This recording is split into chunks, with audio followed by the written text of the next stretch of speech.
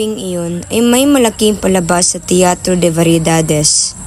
Sa kauna-unahang pagkakataon, ang samahan ng operatang Pranses na pamamahala ni Mayoy ay magtatanghal ng Les Cloches de Corneville. Gayunman, may isang lalaki na hindi nagtitigatig at hindi kababakasan ng pananabik. Ang lalaking iyon ay matangkad, payat at marahang lumakad sapagkat hinihila ang naninigas na paa. Siya ay si Camarón Cosido. Siya ay may lahing Kastila ngunit namumuhay na parang pulubi. Sinasabing siya ay isang mamamahayag.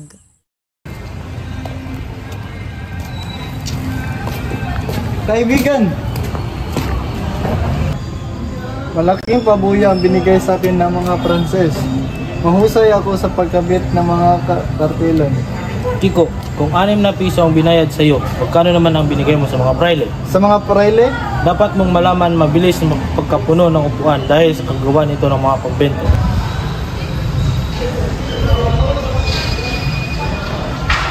Ngunit ang mga dulang sa initin natin ay may salitang pangusap at may dalawang kahulugan. Ngunit sa wikang Kastila naman, sa kalayan ng Pranses, sa wikang Pranses, tao ka, alang-alang sa Diyos, hindi maaari yan.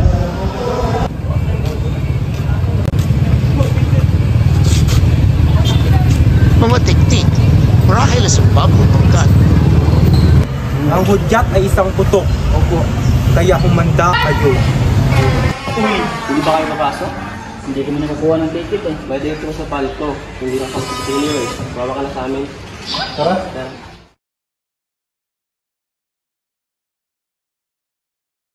Ano ba iyan? Malapit na mag-ikasyam ng gabi ay wala pa rin ang Kapitan General. Nasaan na ba ang General at mga praile? Bakit ayaw nilang magpakita? Nakakainip. Gusto ko na pagmasdan si Pepay. Nandito na si Kapitan General.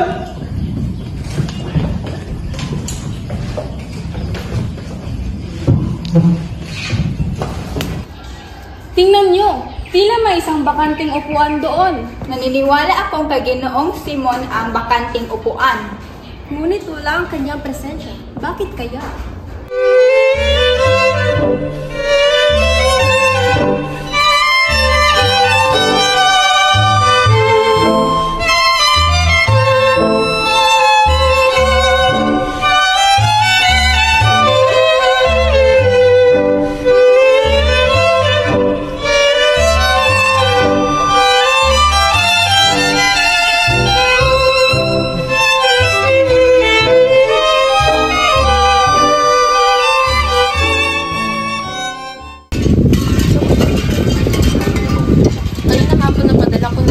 Kay Don Custodio at nandito siya ngayon upang ihatid ang kanyang kasagutan sa kahilingan ninyo. Ito ang liham.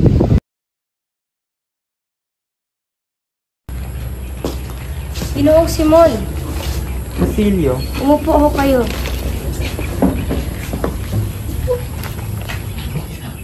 wala ka sa teatro at alam kong dito ka nagtungo.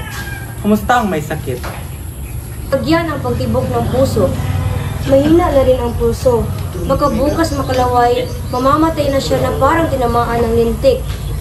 Narito ako upang ihandog sa iyong dalawang bagay, ang iyong kamatayan o ang iyong hinaharap. Ang aking kamatayan o ang aking hinaharap? May sarili akong hukbo at mga taong itinamamahalaan. Sasama ka ba sa akin o mapapahamak ka sa aking mga tauhan? At ano ang dapat kong gawin? Dali lamang. Ikaw ang mamumuno sa isang pangkat. Sa gitna ng kaguluhan, buksan mo ang kumbento ni Santa Clara at iligtas mo ang aking minamahal. Si Maria Clara? Oo, si Maria Clara. Huli na kayo. Bakit? Ano ang iyong ibig sabihin? Patay. Matagal nang patay si Maria Clara. Hindi patay si Maria Clara. At ngayong gabi, ililigtas ko siya. Ikaw ang mamamatay, Basilio! Ikaw! Uy, matagal na siyang nagsakit. Noong pumunta ako sa kumbento upang makabalita, matagal na siyang patay. Hindi maaari.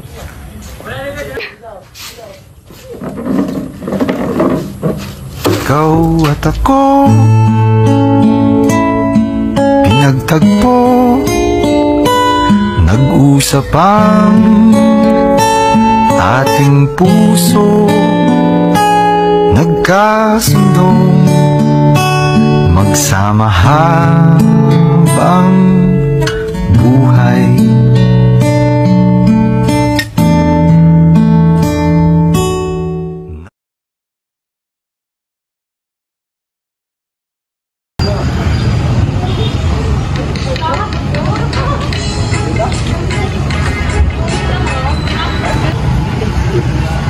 Darating kaya siya? Paulita, dumating ka.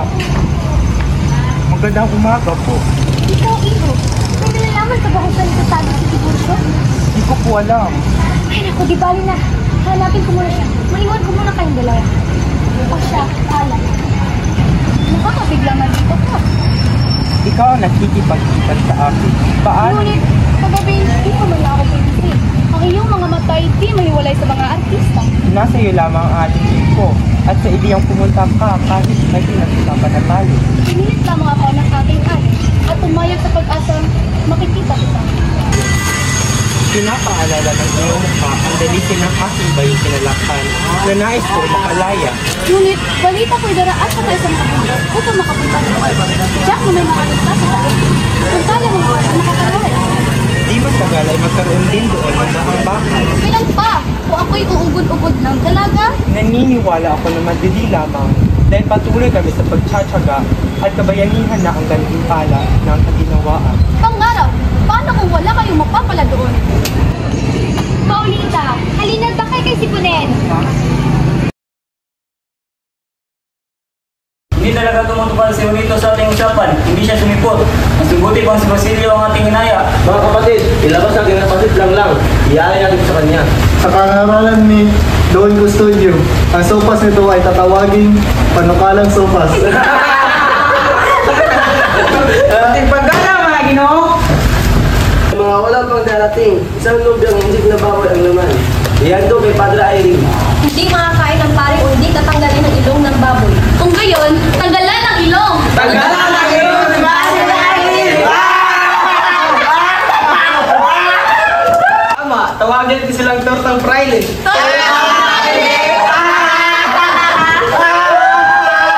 Ating paggala mga Ginoo!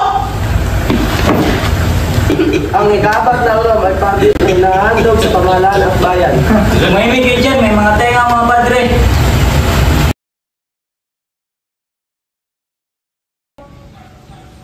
Ginoong Isagani, Padre Fernandez, pinapunta mo raw ako dito? Maupo ka.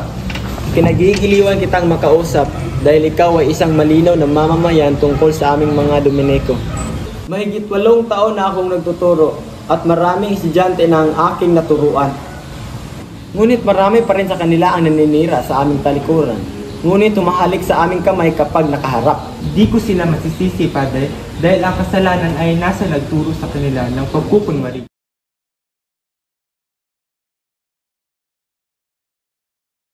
Magandang araw po, Ginoo. Ano po ang nangyayari dito? Nasatigin ka ba kagabi? Hindi po at masama ang pakiramdam ni Kapitan Tiago.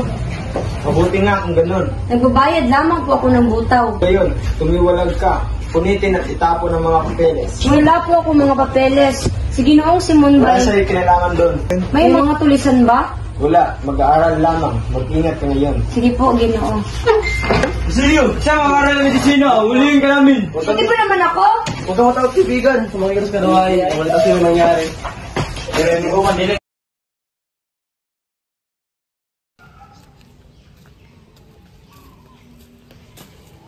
Kaibigan, narinig niyo na ba ang balitang may panayam na ang mga estudyante at tulisan sa San Mateo? Oo, ani pa nila may mga estudyante pumunta sa Malacanang, ngunit nahulian sila ng armas kaya pinakulong. Mabuti na lang mailigtas ang general. Nakakatakot na talaga mga pangyayari ngayon. Mas mabuti pa magtago na lang tayo sa ating mga bahay upang hindi madamay. Sigan Tiago, may pabalita po ako sa inyo. Ang mga estudyante po ay naging tulisan na. Nasaan si Basilio? Bali po si Basilio nakitaan ng illegal na dokumento at siya'y nakulong. Ha? Si Basilio? Nahuli? Hindi maaari yan.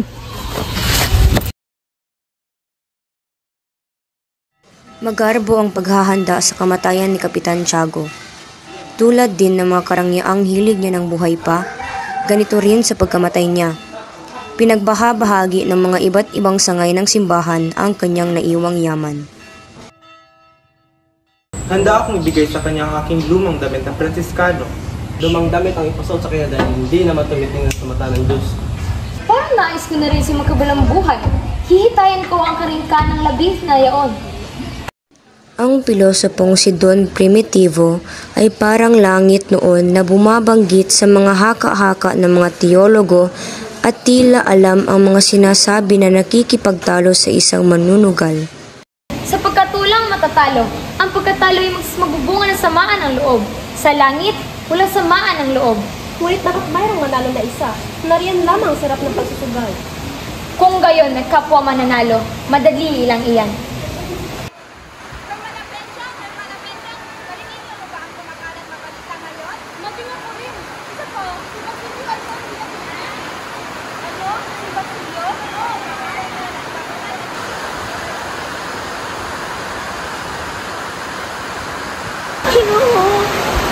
Ipansin mo.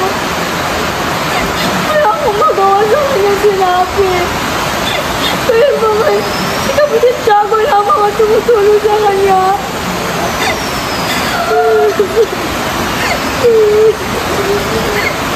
Tumahan ka, Julie. Walang mangyayari kung ikaw ay iiyak lamang dyan. Hindi ko nga alam anong dapat kong gawin. Pero isa lamang ang tawing paraan para akong makatulong. Kay Padre Camora, siyang itinuturo ng aking isip. O siya, ating subukan. Walang mawawala kung hindi natin susubukan. Kahit ako po ay natatakot. Hindi kaya ng aking isip ang kapalit na hinihingi ni Padre Camora. Ikaw ay aking gagabayan papunta roon. Huwag kang mag-alala. Tumungo si Julie kay Padre Camora upang humingi ng tulong. At tulad na nasa isip ni Julie, hinari siya ng pari. At dahil hindi kinaya ni Julie ang kahiyang ginawa, tumalon siya sa bintana ng kumbento na siyang dahilan ng kanyang pagkamatay.